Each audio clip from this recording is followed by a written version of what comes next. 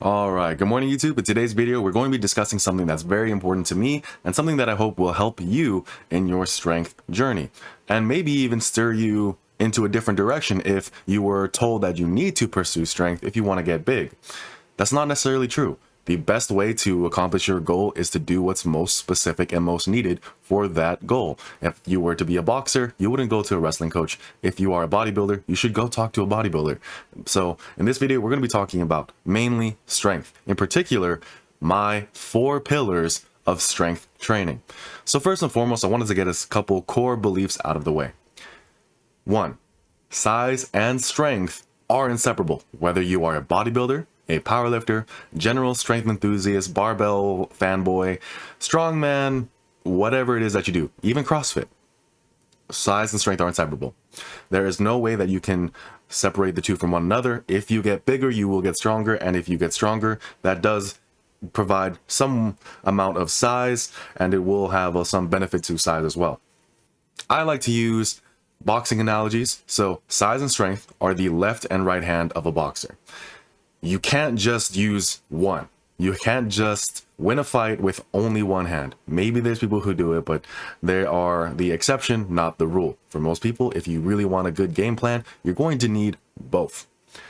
Next, the fundamental principle of any effective training is going to be consistency and effort. It's not going to be a program. It's not going to be whether you use percentages, RPEs, it's RIR, none of that really matters. It doesn't really matter if you do conjugate, purely linear periodization, block, undulating periodization. None of that really matters in the grand scheme of things. What really does matter is consistency and effort. Now, for me, sustainability is a factor included into that. A little bit of enjoyment is factored into that as well. And then also progression and proximity to failure as part of effort. I don't think that anyone can say you're working hard if you are not progressing and if you aren't approaching failure at least every now and then, right? Especially if your goal is bodybuilding. So consistency and effort. With those two things, you can make any program work. Now, with that being said, why should we talk about programming? Because there are ways that we can get more out of our consistency and effort if we apply some other things. So now let's get into the 4 pillars of strength. The first one I'm going to start out with is recovery. Oh, brother, this guy stinks! So, there are a lot of intangibles that occur outside the gym that will determine whether or not you are going to be a good, successful lifter. That is your sleep, your hydration, your diet, your work capacity, your stress management. If you are able to ask for help when you need it, if you are able to auto-regulate your training when needed, to know when you need to back off, take some time off, drop some volume, flush out some fatigue, all of these things are going to be very important to your long-term success, whether you are bodybuilding or powerlifting. Maximizing those things will only help you, but for the purpose of this video, that's not what I'm talking about. Strength training is inherently incredibly taxing on the joints, tendons, ligaments, connective tissues, and your muscles. So they provide a great stimulus for training your muscles, but they also come at a great cost to your overall recovery. If you want strength, you need to make sure you actually want strength. If you're going into it for size, there are better things that you can do for your time, because the intensity of the barbell lifts will affect what you can put into your program on 2 fronts. First being time, and the second being recovery. Barbell lifts take a lot longer to warm up for. You usually take more rest times in between, and out of that, let's say, for example, in my own training, on my more strength-focused days, I get done with my main strength work in about 35-45 minutes. And that's just for basically 2 exercises. On bodybuilding, more hypertrophy-focused day, in that same amount of time, I'm already more than halfway through my workout. That's just the nature of how difficult those movements are. So when you are pursuing strength, you can't really fit nearly as much accessory work or bodybuilding work when strength training, because the movements you're using are inherently more taxing than those isolation movements. So let's say you look at something like starting strength, you look at something like Texas method. Even if you extend out what the amount of work you do in the week because of how difficult the work is in the day, that those sessions with only that few select amount of exercises still take up anywhere close to an hour to hour 15, hour and a half. So it's not the most efficient way for building muscle, but it's a very potent way of building strength. The most important thing to recognize with recovery as a pillar of strength is that managing volume and intensity becomes more important over time, the stronger you will get, because you need more recovery between hard bouts of training. That's why when you start advancing in your strength training goals, you're going to start implementing things like heavy light splits or heavy light medium splits, volume and intensity days. And then, of course, maybe even splitting the movements up into upper lower splits, or maybe a squat day, bench and deadlift days, where you start moving things around like this, where you can spread out the work overall, so that way you can have more recovery built into your week, built into your training, built into your program to help you keep progressing. You can increase or decrease frequency, as it is a useful tool to allow more recovery. And this can also go into phases. You can start doing different variations where deadlifts, rather than being done once a week, maybe even done every 14 days or every 10 days. So that way you get more recovery there also. These are things that are only going to benefit you, and these are things that you need to learn about yourself. So why is this all necessary? Why is this all important? It's because heavy barbell compound lifts are difficult to use to accumulate volume. So you need to make sure that you're training with appropriate amount of intensity to keep that thread of progression. And the only way you do that is to make sure that recovery is a staple of your training, and it's something that you make sure you clearly monitor. We can't keep going from hard training to hard training. You have to go through phases of easier training to more moderate training that then acclimates you to more hard training that is going to have the most amount of impact on your total, on your 1 rep max. Don't worry, buddy. You're doing fine. I won't let you blow this. Why can't we just go from hard to hard training?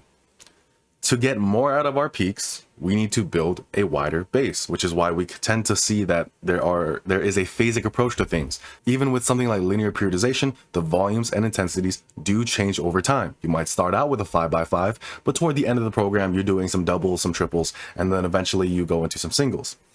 Same thing applies to block, where you might have a certain block and a certain threshold, and then you move into another one, and then finally you realize that into a peak. So accumulation, transmutation, and then actualization. I'm pretty sure that's the nomenclature that they use, right? That means there are points in time where our recovery needs to take a priority over just our progression.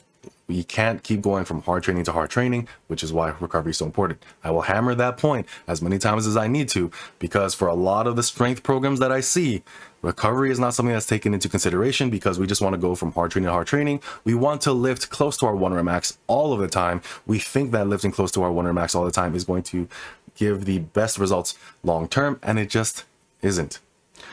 Recovery is so important. Managing volume and intensity is so important. Your movement selection, all of these things are so important in your program, because the number one thing that's going to take you out of your training is injury. If you get injured, you will not be able to progress. It's that simple.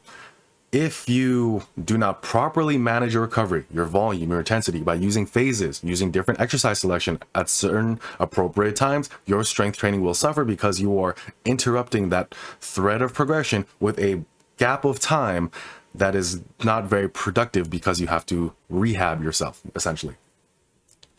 Bodybuilding and volume phases are easier sessions that build up your ability to train hard when it's most necessary. And this is part of what, and everything that I've mentioned in the past minute or so, is all part of what is called phase potentiation. You want to make yourself more ready for that peak phase.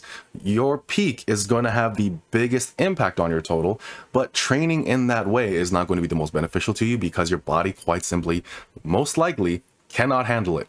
So you will need to spend a lot of time in your base and a lot of time there. Now, with that being said, we can move into the second pillar, which is specificity or practice. I cannot stress this enough. With everything that I did say, managing your volume and intensity, your exercise selection, and everything like that, you have to remember something though. the most specific thing that you can do to improve your strength on a lift is to do that lift.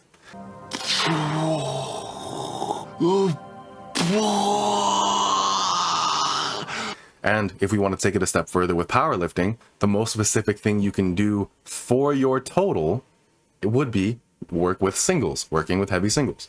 Now, while that is what I said, how that actually occurs and is executed in your program is not exactly like that. That doesn't mean the best powerlifting style training is just going to be heavy singles all the time.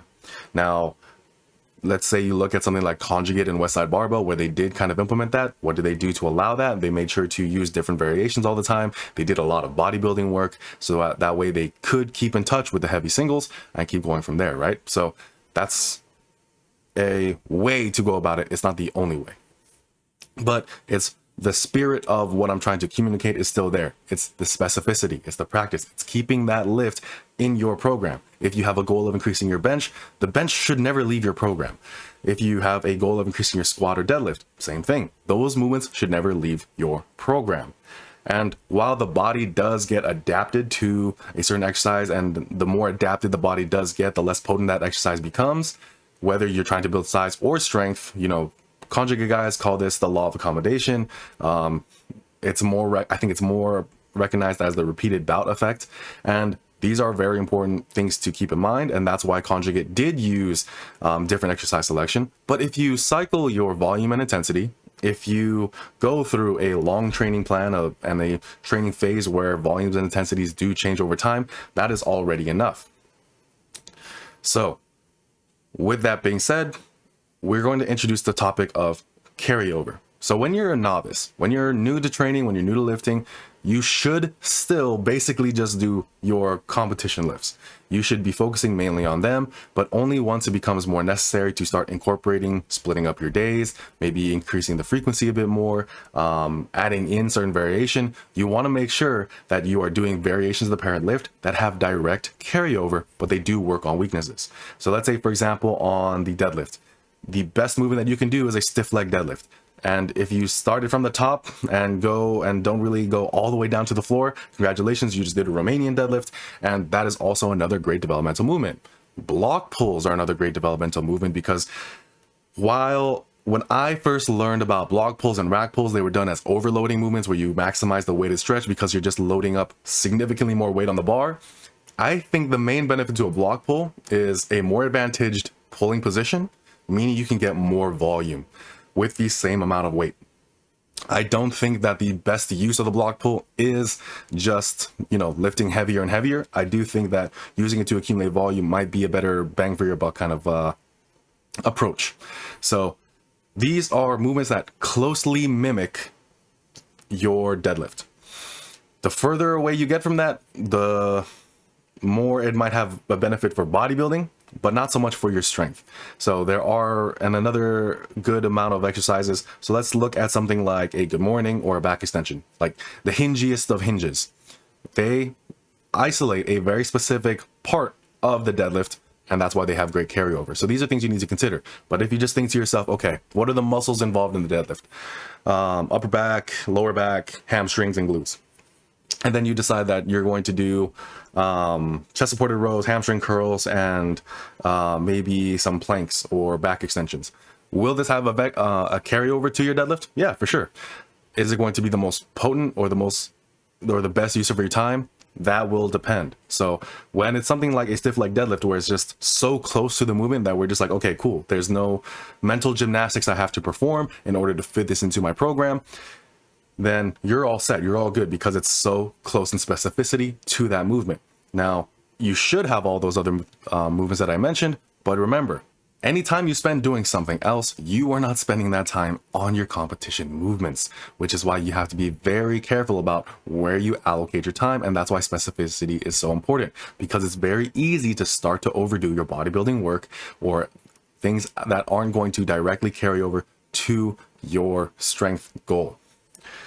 Another thing I wanted to point out here is that while you want to stay specific, form and Exercise selection should be slightly different as you want to remove as many compensatory strength strategies as possible. So this is why in developmental phases, if you want to look at a bench press, right? I'm not saying that to build up your bench press, you should start doing dumbbells more or machines more. I think what you should do is something like a Spoto press, a Larson press, maybe a cambered bar or double bar, whichever one is kind of more, has a bit more of a curve to it, so that way you get a deeper range of motion, but it doesn't change up your form too much. Those are all expressions of how do I stay specific, but how can I get more out of the movements and still get a transfer to my technique, to everything else that I need to do. Another thing I want to point out is that with those accessory exercises that I pointed out earlier, all those movements, right? Those movements, while they do isolate the musculature involved, they won't really have direct carryover to the main lift absent the main lift. Meaning, if you have, let's say, a plate loaded chest press, I do not think that will have direct carryover to your bench press 1 rep max if you aren't also benching concurrently. Same thing with, let's say, a Smith machine hack squat. If you can add weight to that movement, but because it's fundamentally a different skill set, in my opinion, you are not going to find that if you did a training block where you just did absolutely zero squatting, you go into the Smith machine squat doing that as your main movement, and then you add in the squat once again, because you left that skill out for so long, you're going to have to reacclimate yourself to that movement pattern, and eventually the size gains that you did get as a result of doing the hack squat will have carryover. It's not direct, it's not one-to-one, it's not at the same time. There's going to be this lag, there's going to be this delay, which is why you want to keep those movements in the program, even if you are in developmental, more bodybuilder phases. A couple things that I want to point out before we move on to the next point is that too much variation, especially close to a meet, is not a good thing. While variation is very useful in building muscle, in managing recovery, you still need to make sure that your training is done for the purpose of your goal.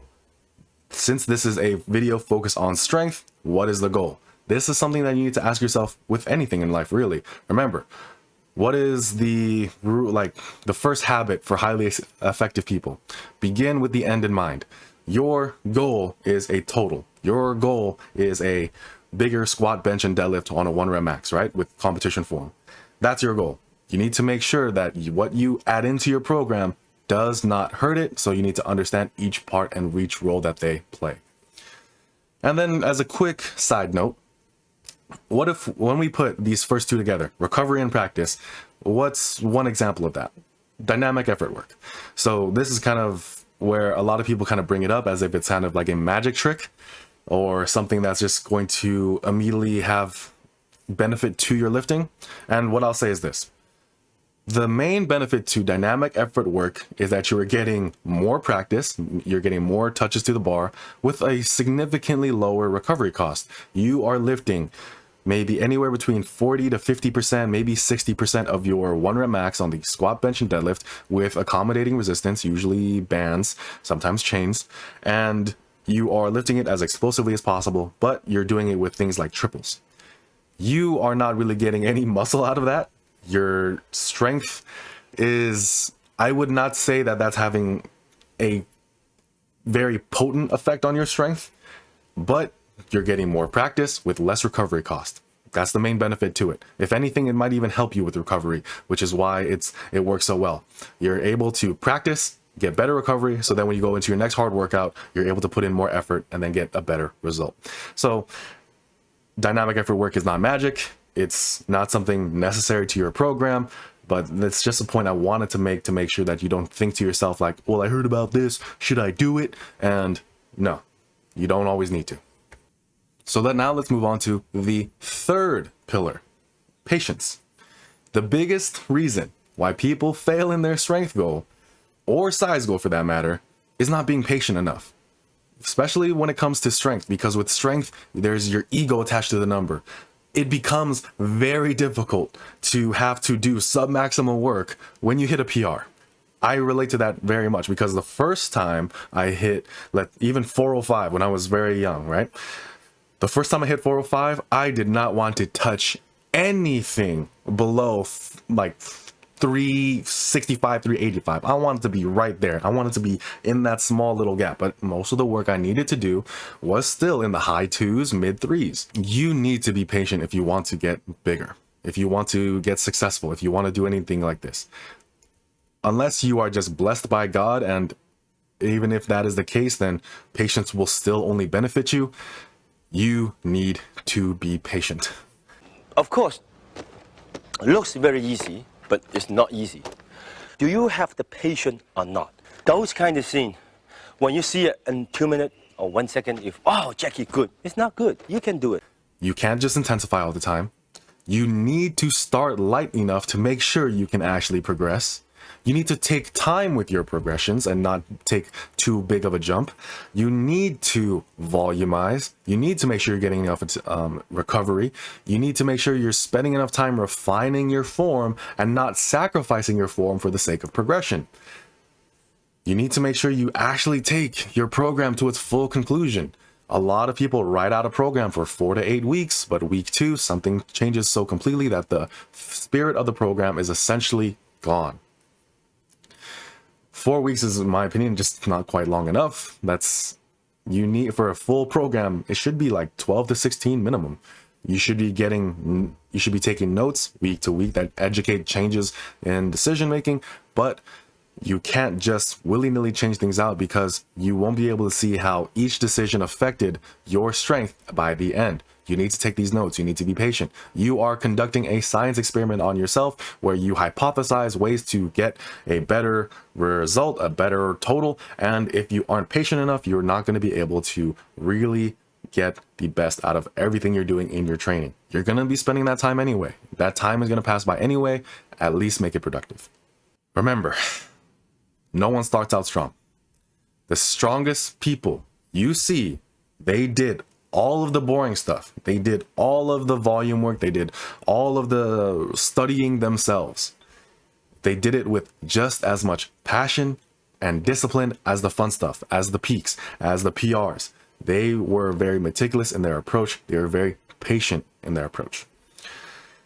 This issue of patience often happens because PRs came so fast at first. We were kind of spoiled to believe that this is how PRs should be. And then we get our first high of lifting numbers that we didn't know we could, didn't know we're capable of. And then to have to then dial it back so far just to be able to do that again, it becomes a bit difficult. At least that's how it was for me. I don't know if anyone else relates to that. Maybe you guys are all more mature than myself. And if that's the case, then kudos to you. This is a point that's mainly for people like myself who really got attached to my PRs and didn't want to do some maximal work afterward. So now let's talk about the final pillar for strength, and that is hypertrophy. Now, I did release a video on here where it was just a quick little edit where Matt Wenning was talking about training for aesthetics, to which I edited a clip of natural hypertrophy saying, stay in your fucking lane. Now, with this being said, I did get a lot of pushback. It's still overwhelmingly positive feedback as a result of that video. But let me say something here. What did I say at the beginning of this video? Size and strength are inseparable. Powerlifters, bodybuilders, both use size and strength.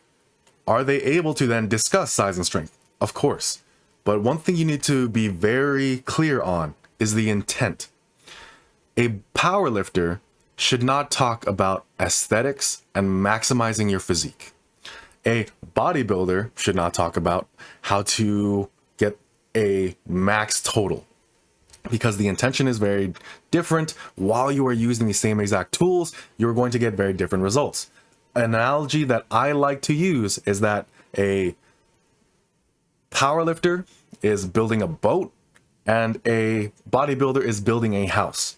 They will likely have the same exact tool set, use the same exact materials, and the end result will be worlds apart. That's why it's important to make sure that what your intention is very clear. If a powerlifter is talking about hypertrophy, usually it will be in the context of everything else I already mentioned, your recovery and your specificity. The problem with this is that The movements that you will select for hypertrophy as a powerlifter don't necessarily create a bodybuilder physique, which is why when you get into the conversation of just get stronger and just get bigger, powerlifters tend to need to just go back to our little circle, our little camp, and respect what the bodybuilders are doing, because our application of hypertrophy is very different, because the intention is not a complete physique, it is a bigger total. So let's talk about just get bigger and just get stronger. I talked about this a lot with many of my friends, with many of you in the comment section, and here's the thing. Just get stronger, if we were to kind of analyze that argument, right? It's a valid argument, because the argument tends to go like this. If you get stronger, you will get bigger. You got stronger, therefore you got bigger. That's a valid form of argument. It doesn't really matter what you put into those slots. It's a valid form of argument. But here's the problem. It's not very sound. So validity does not care about the content of your argument, which is why I said you can plug in whatever you want into that argument and it's still going to come out like working well. A valid argument means that if the premises are true, the conclusion necessarily must be true, meaning out of necessity it's true. That's all validity cares about. Soundness actually cares about the factual correctness of that statement. There are ways to increase your strength that doesn't actually come from size. You are changing your form, you are maximizing your nervous system, you are doing all these other strength tactics to get stronger, which have absolutely zero carryover to your size gains. Now let's look at the other side of the argument, right? Just get bigger. If you get bigger, you will get stronger. You got bigger, you got stronger. I do not think that there is any counterexample to that, which is why just get bigger is valid and sound, whereas just get stronger is just valid, which is why it tends to be a mental hiccup for a lot of people, because if you put it in your head like that, it's like, oh, that makes sense. And it does. But once you start executing upon it, you'll only be disappointed. Now, going back into the concept of the pillar of strength for but now going back into the pillar of hypertrophy, this is not advice to just dirty bulk and balloon up.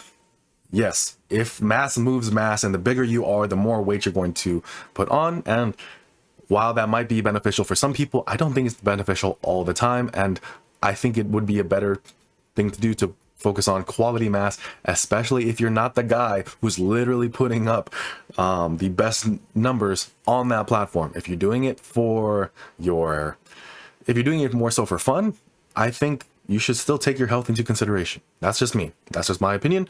It's taking your health into that probably is not going to be very conducive to a bigger total, but I do think as a quality of life feature, I think it's going to be pretty good.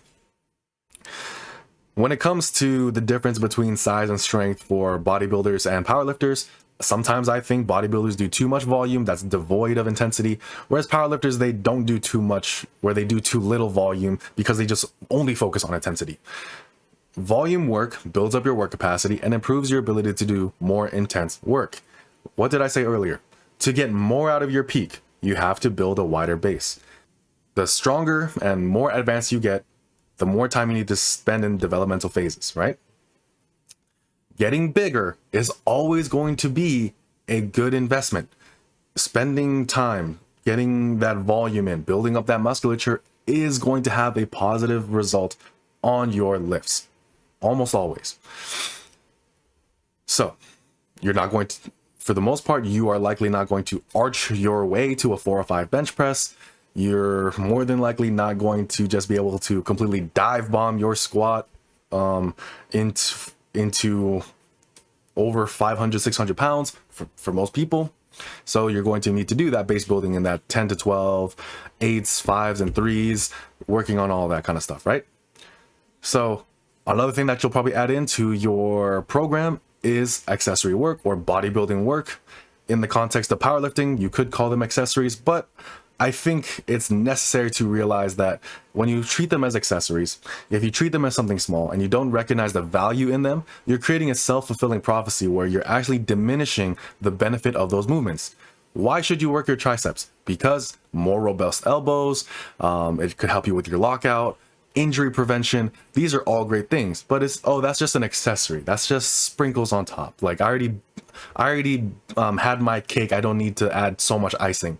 No, fucking work your triceps. Fucking do your accessory bodybuilding work and treat it with the same amount of attention as your compound lifts, because there's no professional athlete who will look at very important parts of their game, their sport, and just think to itself, well, that's just an accessory, right? So likely if you are a powerlifter, some small areas, or not necessarily small, but some muscle groups that you're going to bias more so than others are going to be your triceps, your hamstrings, and your lower and upper back.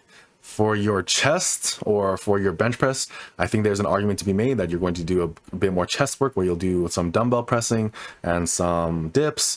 Some will find that they will try to do more overhead pressing and go outside the plane to get more recovery and get more hypertrophy that will then benefit them on the bench press later down the line. But I only mentioned basically four or five muscle groups.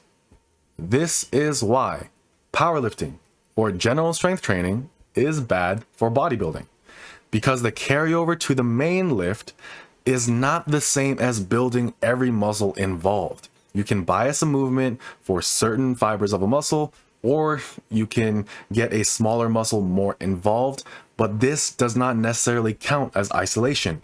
A close grip bench is not isolation for your triceps. A chin up is not isolation for your biceps. This is why powerlifting and general strength training is not going to be very conducive if your goal is size. If you have the goal of a complete physique, strength training alone will not get you there. Another point I want to make is that don't think that just because the compound strength exercises hit every muscle, that every muscle is hit optimally. Depending on your leverages, certain muscles will take over. Depending on your strength, certain muscles will take over. And then everything else will kind of be left in the dust to just get smaller and weaker over time. Strength training, because it uses big, heavy compound movements, will target the prime movers very well, but not necessarily always in a full range of motion, in not every single function that that muscle can perform, and some muscles are just not stimulated enough to grow. You need to recognize this and make sure you are pursuing strength for its own sake. Strength training does build muscle. There's no way there's no way it doesn't, right?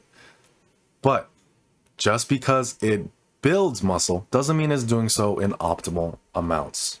When you look at everything else that I mentioned, your movements that produce carryover and stuff of that nature, the reason why those movements are so great in hypertrophy phases is because you can accumulate more volume on them than you would be able to on something like a barbell. The barbell, because for how much weight you can lift on it, for the impact it might have on your joints, certain machines are just going to be friendlier to your recovery and then have a better purpose for hypertrophy in those appropriate phases. If you are trying to get stronger, these are the pillars that I find to be the most useful and things that you need to take into consideration. You have to balance these things. You have to play around with these things over time at specific phases of your training. Recovery should always be present.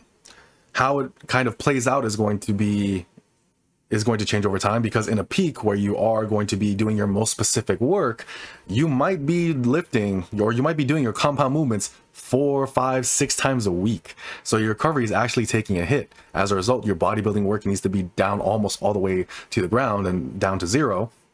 And then after you do that phase, you have to go into more recovery work, more hypertrophy work, things of that nature, right?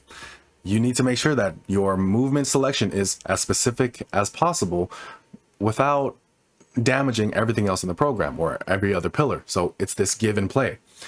I know we want to have a simple approach to everything. We want to be able to do just jutsu with everything, where you just do this, just do that. And oftentimes the reality is more complicated than it needs to be, but that's not necessarily a bad thing. I know that famous Albert Einstein quote of, if you can't explain it in 10 seconds, you don't really know it. And I get the spirit behind it. If you can explain complex things in a simple way, that's not necessarily the same thing as being able to explain things in a small little thing. This is why TikTok is so shit with its information, right? just because the reality is often more complicated than it needs to be, you shouldn't try to default to trying to simplify everything. Instead, you should try to elevate your own standards to become a smarter, better lifter, because that's only going to benefit you. So that is it for this video. My name is Carlson King, stancetrain.com. If you would like to work with me for coaching, for custom workout programs where I kind of guide you through utilizing these pillars of strength and then incorporating them into your own training program, the links are in the description below. Thank you so much for watching. Have a great day.